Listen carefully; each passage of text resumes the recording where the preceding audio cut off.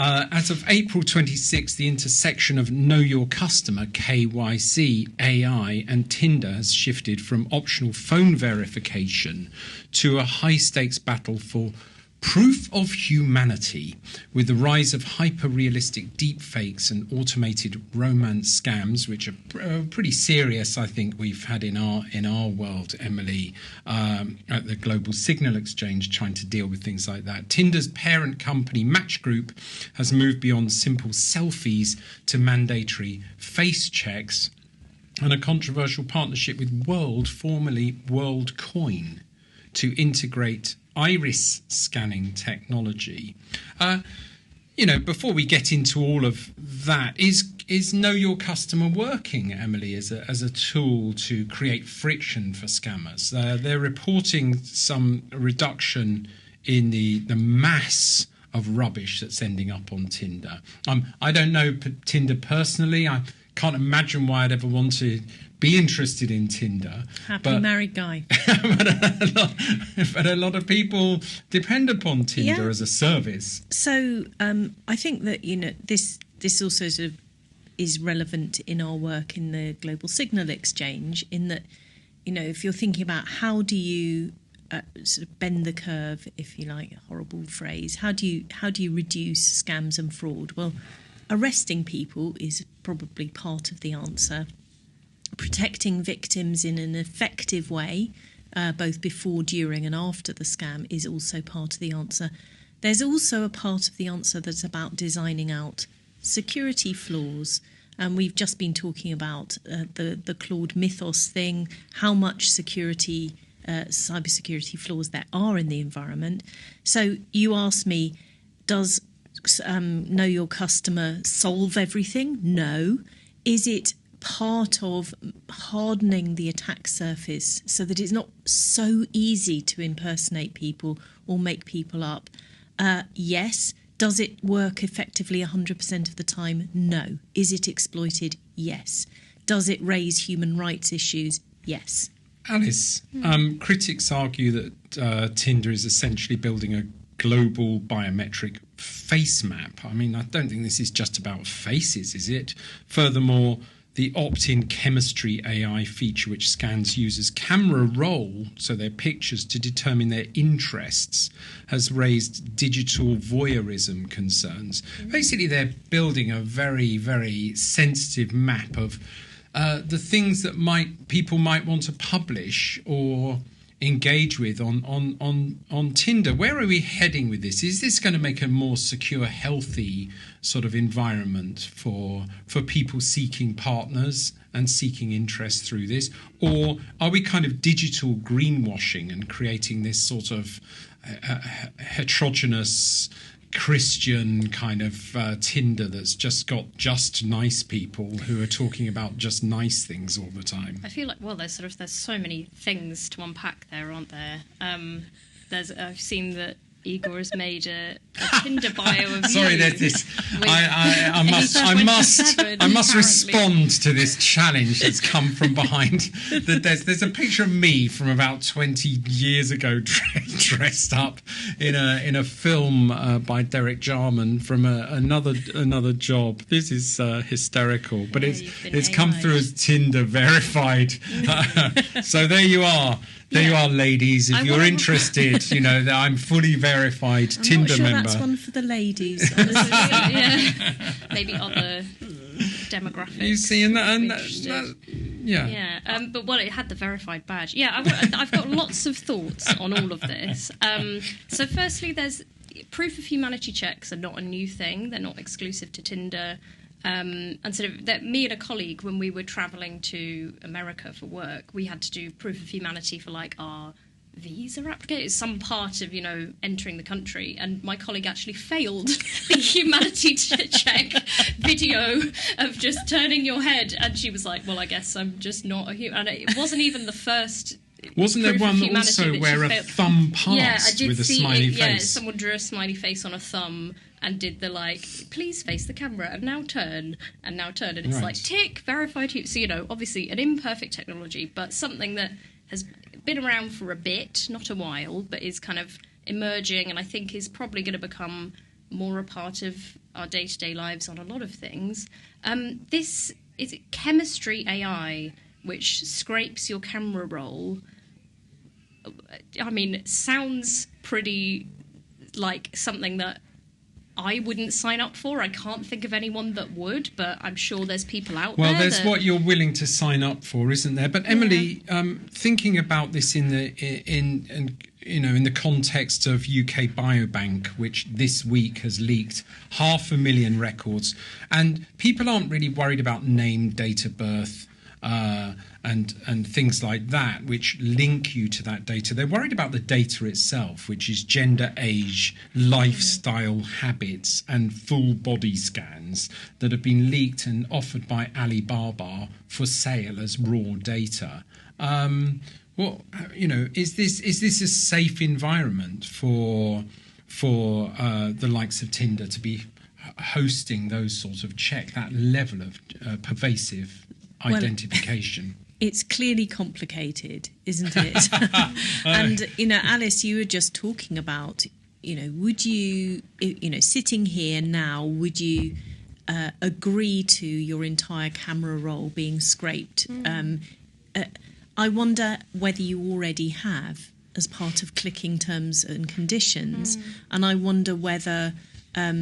it's actually very difficult for anybody to think through all of the possible abuses and all of the possible things that could go wrong against the immediate reward of being able to use a service that you do want to. I also think lots of young people are so, anti-AI, and I think it's such a reasonable response, because it's sort of like, why do we just keep having this problem of a new AI thing is developed and is immediately used to steal people's work, to gather data on them that could be, it could be like you've got a marginalised identity demographic flagger that could be used by certain, different governments of different countries to constrict your human rights. It's like, why does it always have to just go for the most horrible extreme first of all? And it makes people so upset, and I think quite reasonably, and very suspicious of any new AI developments. Yeah, I think that's also it's also increased by what we're hearing about the jobs market for young people at the moment. For the entry level, is really being gobbled up by the sort of the AI wave at the moment. I don't know how long that will last, but yeah, I think there's huge complexity with it. I also think that the policy world flips from a 1 to a 0 in this sort of wild pendulum swinging. At the moment, we're all about security because previously we were all about privacy, and cybersecurity and fraud got out of control. Is there a policy world where we can say, can we do rights respecting security, and can we keep these two things in our mind at the same time? We've got stuff that can, go to the dark side of the moon or find 27-year-old exploits in different systems. Can we not, as societies, keep two things in our mind as priorities at the same time, which is rights respecting and secure? Thank you. I'm going to take my proof of humanity verified self and move over to the next topic, which is two quick topics to end today. The first is our review of the week. We don't have a stinger for review of the week. We just gotta vibe it. Vibe the review of the... Yeah. What is the review of the week, Lucy? Well, I'm just going to let this moment extend, Have really. Have you even got one? What's happening is a kind of nervous breakdown in this podcast where people are just showing pictures of me and looking blank. The review of the week is a technical review that actually is for DaVinci Resolve, the editing suite of software that is there to help people produce video footage, and this team are moving over to DaVinci Resolve for the rest of it, and I've been playing with it for a week. Yes, you've been playing with DaVinci Resolve. Why don't you tell us what you found and how it compares with other offerings? Thank you, and I will do that in an ironic way as well. I think DaVinci Resolve, I'm just going to give an interim thought about it. I think I've been using Final Cut for quite a long time, Final Cut Pro. We're an Apple house here, and it's free. The bit that's not free is the AI bit, and I can't at the moment work out why I'd need AI, but I'm sure I'm going to get to it somehow, perhaps to create virtual footage. I've used AI in Final Cut Pro, which was to blur out people's faces in the background of a piece of footage. It was honestly amazing, saved me so much time, because it analyses your clip, tracks the person's face, does a little glowy circle around them, and it's like that saved me hours of work and protected the identity of people in the background. So nothing to do with creating pure content. It was actually just helping facilitate the editing made of the something content. boring faster. Yeah, that's what we want. Like unlike Alice, I haven't been to a professional film school for a number of years, so I'm having a very raw hands-on with here. I think it's got Fairlight audio interfaces, which gives it a very professional. You told me about something you'd done within your first day of using it, and I was really impressed. I can't remember what it was. I was able to take high-resolution screen footage, and we're trying to zhuzh it up a bit and make it a bit more interesting than just boring screenshots. And we were able to zoom in on things and pan across on things, which actually made things much more interesting to follow. So when we have our GSE University, which is to be launched soon, where we'll be showing off bits of the platform, I think this is going to be an excellent piece of software. But I will dig into it and have more intelligent things to say when I've actually worked with it substantially for a long time. But I found its transitions and effects a delight to work with, and I look forward to working with people who know about sound and its sound interface, which actually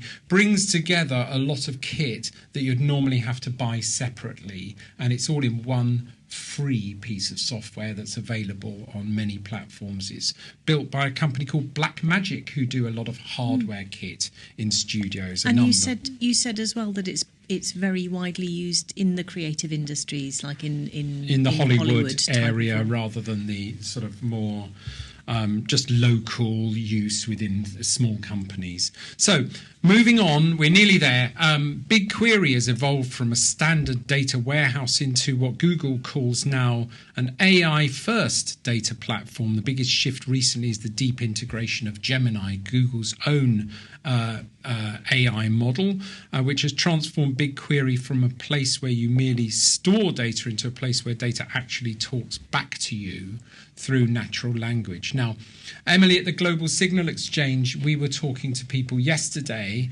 and showing them a feature called Compass, which is a way of interfacing with a database in the back end through AI to make the whole experience more conversational. What do you reflect on that as a tool? My main reflection is that I wish Igor was sitting in my seat here, because Igor has developed Compass and led that work and done an absolutely phenomenal job.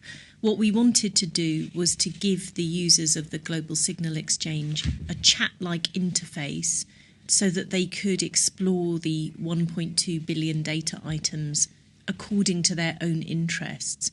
And it's a combination of counting things and inferring things. And I think that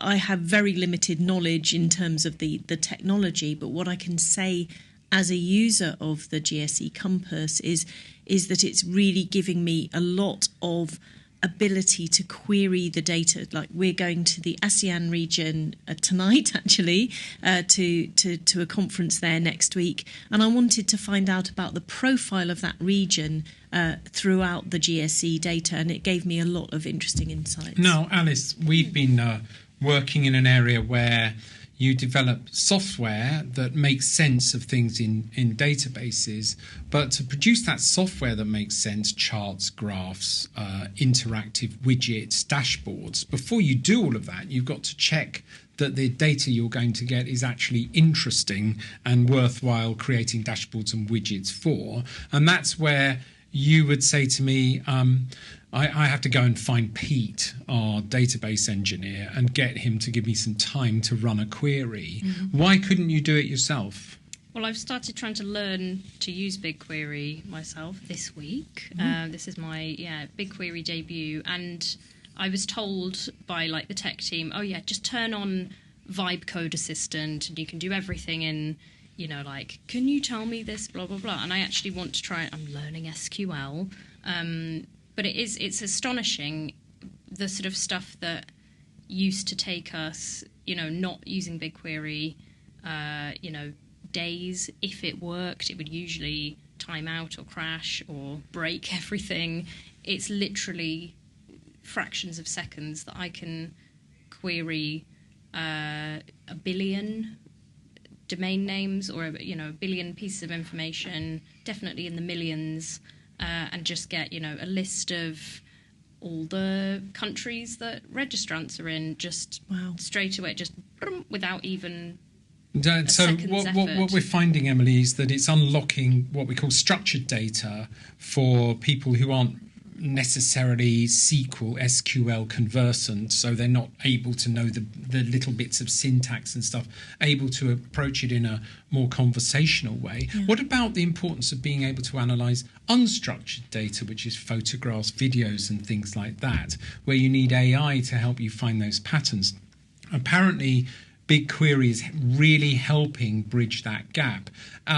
Is that important in things like in security and intelligence fields? Yes, I mean, a big blocker, I'm going back a few years, but a big blocker for cybersecurity defenders is that, technology has been very good at parsing language and typed language, but very poor at understanding images. And so anything that can help to do what we as humans, and we forget our strengths when in the face of the daunting AI amazingness, is we as humans are amazing at looking at images and knowing the difference between the two, between several, or knowing, that's the same thing but coloured slightly different, or that, and technology hasn't been that good at it, but it is important that it should be. Just one thing that I wanted to say about the difference between research, what these tools mean for researchers is, when I talk to a chat, when I talk to Compass, I'm talking as if to a person, I'm just sort of asking it questions. And I always look at the technologists in the company and how they write beautifully structured queries. And I'm much more vibey. And yes, I've got a Alice. Kind of half funny, half serious story about this, of like watching one of my more technical colleagues doing Claude and Gemini prompts, and it will just be like, give code which column, like that is like caveman, and caveman. I was like, haha, you're doing caveman speak, and then somebody turned around and was like, did you not read the article on reducing tokens that you should do caveman talk, because it reduce granularity. That's the thing we found in our big AI study. The less granularity you have, the better the AI does. And so they're like, yeah, we all do our caveman prompts and we get really good answers. I always say please and thank you because of the robot wars, and I don't want to be, I mean, that's that's almost something I'm going to leave on, because that's just, so important to have a conversation that's polite with the AI. Yeah. I have heard that there are some AI models now that are not accepting rudeness. Yes, I think Claude dumped somebody and just was like, I am working on your queries in the background, but I'm leaving this conversation now until you can speak to me more I'm politely. sorry, I think this is good on you, Claude. Yeah. I love you. This is a real cliffhanger, I think. We'll pick that up next time.